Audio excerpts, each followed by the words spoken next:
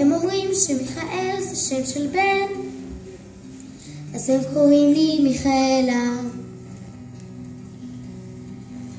וצוחק איתם הבן של השכן, הוא אומר שזה נדמה לה. אני לא אוהבת שמשנים לי את השם, לא אוהבת גם את בנו של השכן.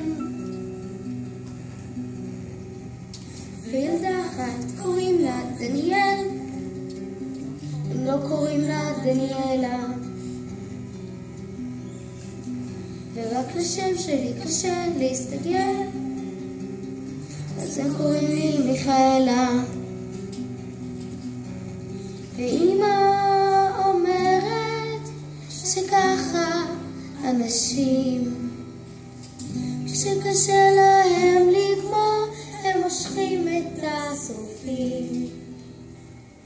ומיכאל זה שם יפה, אז במקום לקרוא לה מההתחלה הם מוסיפים את ה לה לה לה לה לה לה לה לה לה לה